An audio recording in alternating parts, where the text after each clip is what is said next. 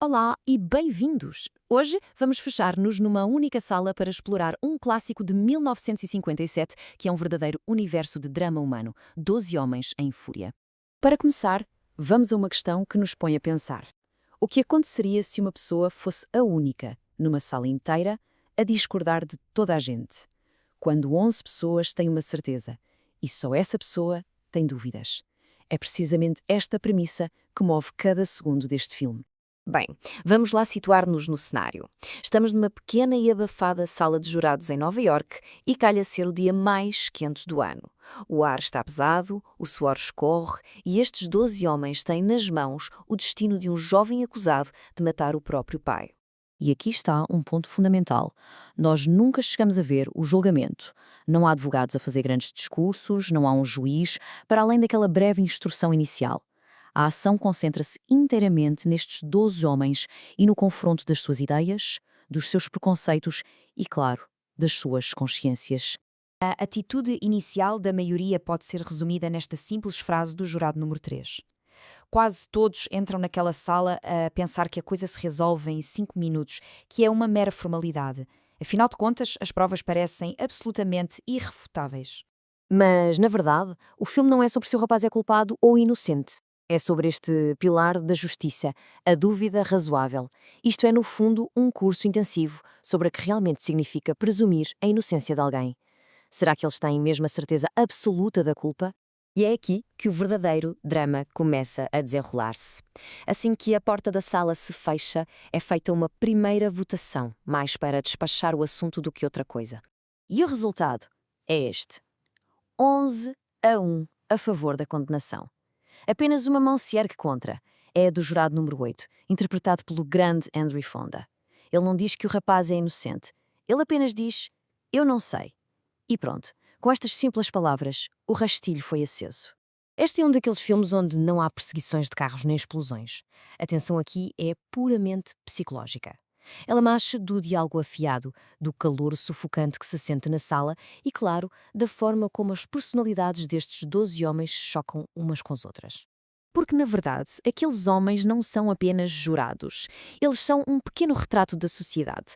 Cada um deles traz para aquela sala as suas próprias experiências de vida, os seus medos e os seus preconceitos.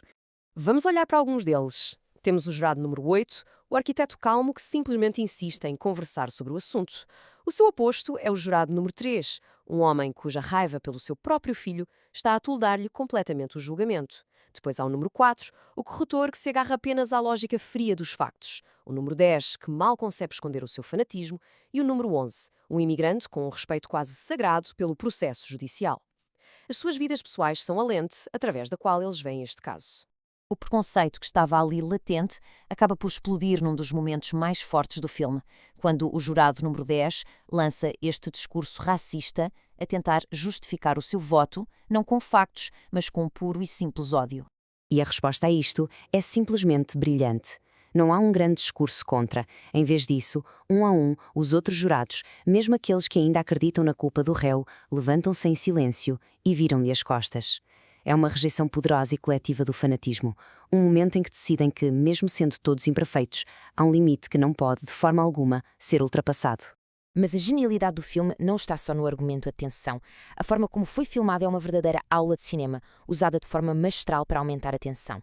O realizador, Sidney Lumet, usou uma estratégia visual muito deliberada. No início, as câmaras filmam de um ângulo alto, o que nos faz sentir distantes, observar a cena de cima.